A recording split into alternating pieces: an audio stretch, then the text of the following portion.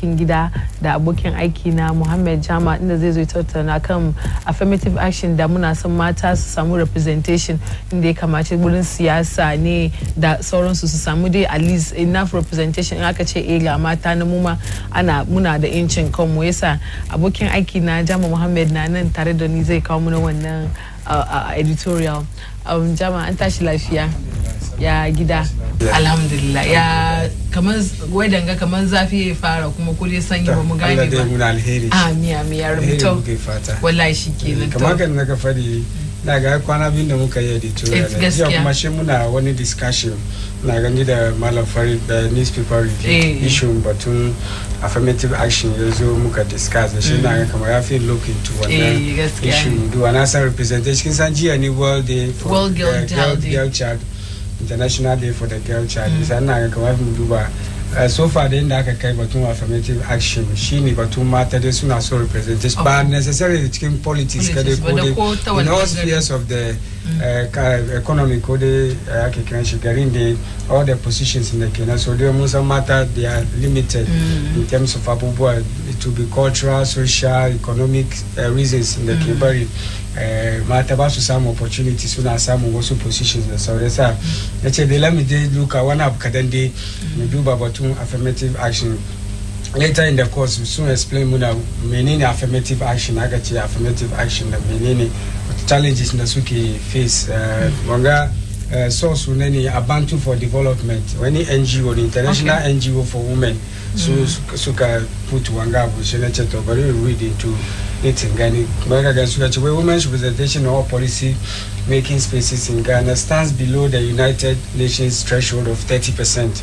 Currently, women's representation in the legislature, parliament, Kenya stands at 14.5%, while in the district assembly system below 5%. The situation is no different in governments, ministerial, ambassadorial, and board appointment. The persistent low representation of women in this key decision-making space makes it near impossible for women's effective contribution to Ghana's development. These extremely low figures are in spite of the fact that Ghana has signed on to various international protocols and conventions pledging to ensure 30 to 40% representation. Basically, they soon got come UN at the threshold so if at least they acquire representation matter which stands 30%, especially Kadua Parliament currently percentage matter in the Parliament 14.5%, one of the lowest in Africa. I can rate in number top 30 by Ghana team. That should tell you Ghana Muna are very low in terms of women representation in the legislature. 14% in then translate into 40k no matter the parliament out of 275. Accra another the chunk of women who are in parliament around 13.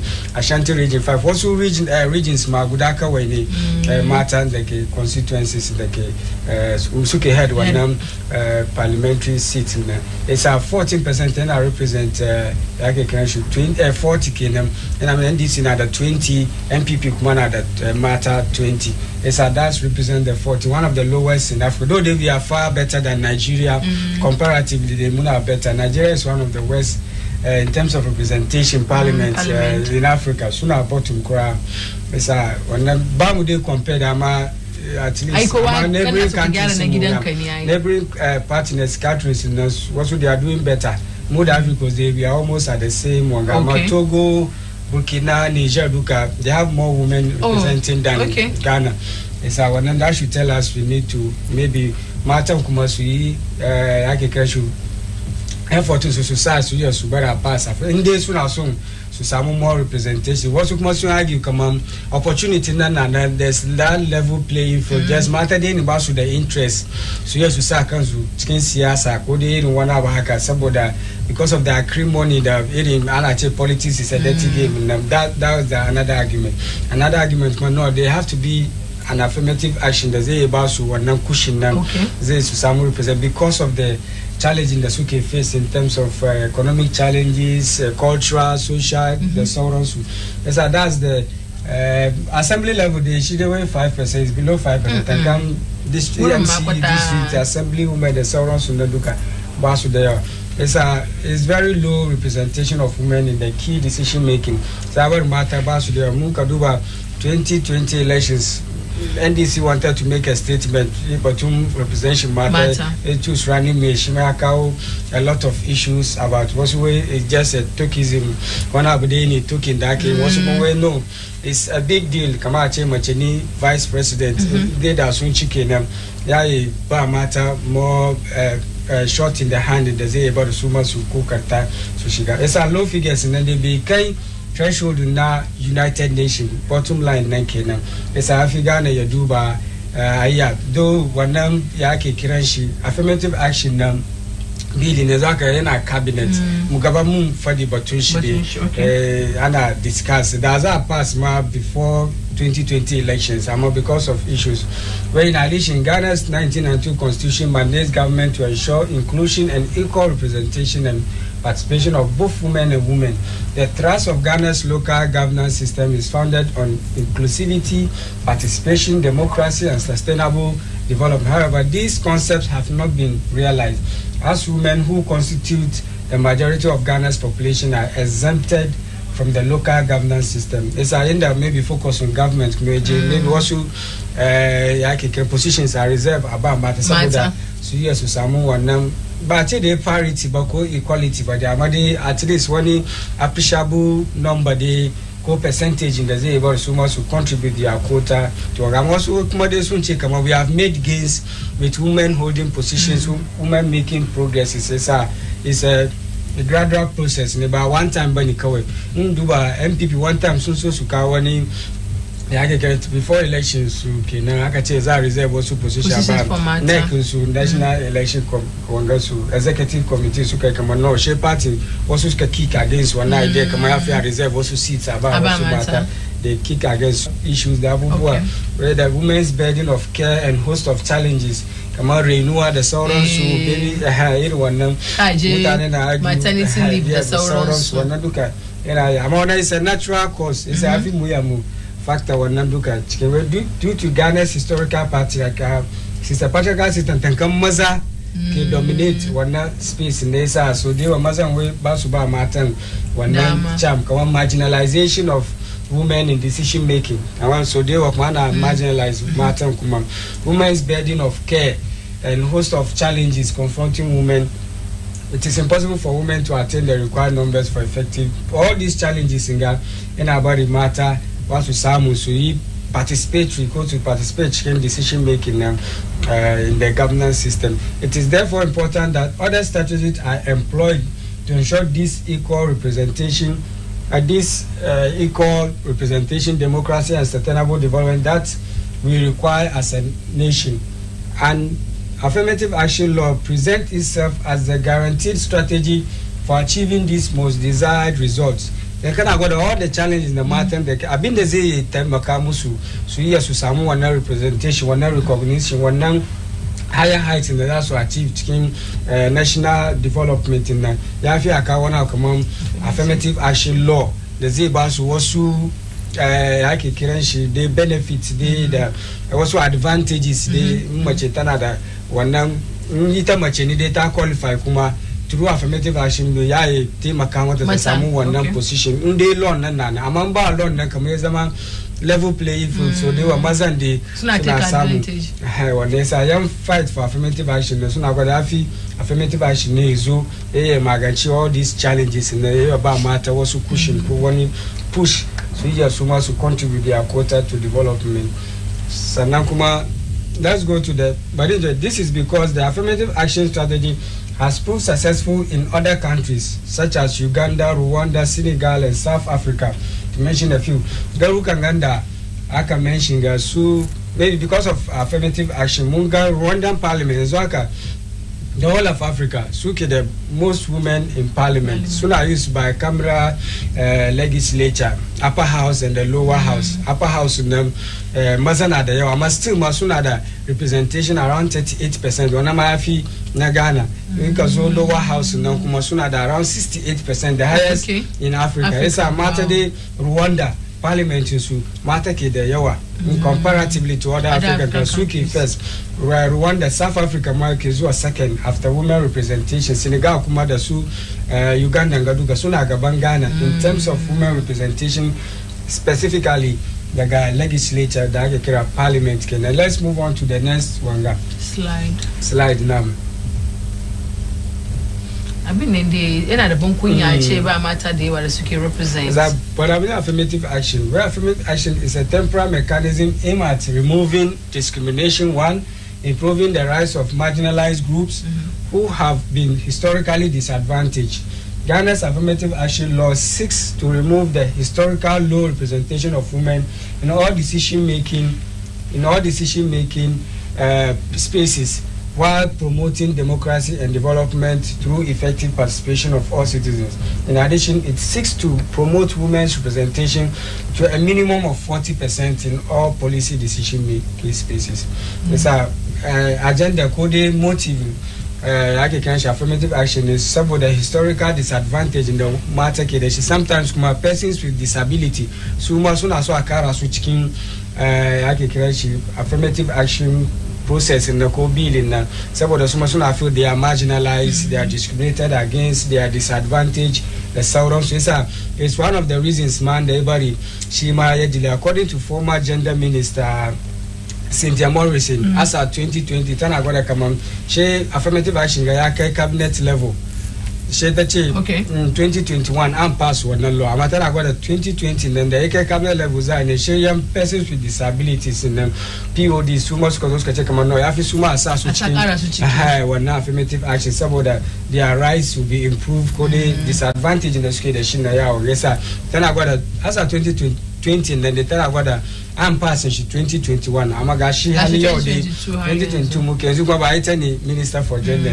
It's a Cynthia Morris Magana that still they come into Fushimba. Amade Tachi, come on, Uncle Agriculture, time to take as a Minister for Gender. Where is a cabinet level? Amayan persons with disabilities, Suma Kara, Safia Aja make also adjustment. Sanaya, yes, sir. Suma Sukabari Abi Edilika. Yes, sir. Zusuna Nema at least 40% of participation in policy making spaces in the governance system by parliament, however, in all spheres of the government structure. And soon as soon representation would some of the matter commercials contribute. I soon I got the matter and there was something Maza Momonsan system, then they all play on it and then what's the argument? You can be fair about one. Affirmative action. No education in matters who educate. No business in matters. That's a come on. What discrimination kuma kenan don maza kuma wasu suna fit. Sometimes abinda yasa ina gan kira tam da MPP suka kawo wannan idea kaman ba mata wasu suna kaman no da namiji kuma wasu suna gajiya suma suna son su samu wannan MP na constituency gan na da chance in ci sha ce saboda ta zama mace nan sha bata. So that's the argument. Is that Ghana began its quest for an affirmative action law as far back as 1998, where guidelines on the law were passed by the cabinet. However, as of June 2020, the bill has still not been passed. Still 2021, the 2022 Mukinga, Shah Ford Munsan Kama 2021, the unpassed bill. Amanaga, maybe from now on to 2024, it is possible and pass. As we speaking, the one affirmative action bill number pass, but it will need a lot of modification there, also change because persons with disabilities must also change. Factors which can one bill coding law. Okay, so successive government the Sunzu any processes enactment of the affirmative action laws in the Kanaka from 2011 still the buy and pass because it goes through a lot of changes. It's a matter this world, especially Abantu for development. So I got a Kamayafi government to do about the matter to contribute, especially representation. Because numbers when it comes to especially parliament, I can use parliament as a yardstick in women representation in governance. They are very low compared to other African countries. In top 30 countries in them, it says a lot about governance structure. Marco, let's move on and see. Last slide, proportion of seats held by women in national parliaments in Africa as of 2022 by country, according to statistics. Top 10 countries in Kenya, 61 in the lower house in Rwanda parliament. Even upper house in Nama, they have still the numbers is compared to Ghana. Ya fi Ghana. Rwanda kuma de Musa yanda governance su South Africa kuma suna second, Namibia, Senegal, Mozambique, Ethiopia, Cabo Verde, Burundi, Tanzania, Cameroon. Ghana we have a lot to do, especially with women participation in parliament. What's most about there should be a level playing field for everybody. But she dey achieve have reserve seat about what you said about 1,000 much included she wanga that those who are against one. But we saw it when the MPP muted one idea. Last time coaching and this Akauma people will kick against it because there should be a level playing field. Don't matter what farmers also sooner disadvantage. It's issues in the number to the affirmative action. So far they bypass one number according to St. Maurice in Kamakana for the ASA 2020 then I got the impasse in 2021 because persons with disabilities which maybe after also adjustment actually one hour it's a holiday bypass but maybe before the parliament kumade albabami one time ya magana batun affirmative action nagazuwa gaba maybe so years to pass before the idea another election. Or maybe in 2020, the Munche Sabo the election it contributed. After election, the Musa maybe I pass. Could there are any adjustments? I pass. Maybe Mudu could do one aya Timaka Mata Kumasuya to contribute. But she the parliament come on in all aspects of government structure. All right, so mungo de kware like aba kan enlighten mu kamar yadda kace dai wasu sun ce ba dole bane a bada wani aba mata wani advantage amma mu kuma muna gani kamar mata na da yawa system ne sha zuwa ce wurin representation mu ba mata parliament 14% there is very low. It's too low. Wasu sun argue wasu sun argue kamar matan nan ne ba su so yanzu ba kamar saboda rashin wanga because of the acrimony and the politics mu garin ga yake ne abar mata da yawa suna soro su sa because most if not all the kin some of the emotions da abubuwa namiji ga kai mai wani abu ya ce amma wasu hanya zage ta yi mata in ba ido kana da karfi kamar maybe hawa kun sin ko dai wani sai su ba ina da wuya because an zage ki ai miki ko an ci mutuncin ki yasa saboda shi da yawa wasu ke abstain ko dai su avoid zuwa contest wannan elections da ba su suna kama like girman su mutuncin su yasa wannan argument ne kin ba kamar saboda maybe wasu abubuwa loss ko wani abu haka ba amma that aside kuma jama kaga kamar mu as culture mu in Africa nan gudu kamar wani na ga kamar mace ta zo tana ba mu tana kanmu take take decisions kanmu take shugabancin mu ka gani wannan abun nan kuma na aside from emotional cultural Nigeria is west around 4% matan da ke parliament. It's one of the worst. Maybe these things contribute to wannan yake kiran shi low percentage in the suke da shi representation matter, especially in parliament. Nigeria is one of the worst in Africa. They can do cikin list in the masuke kasa. Maybe they can do better with wannan kuma maybe other yake kiran sectors of the economy now.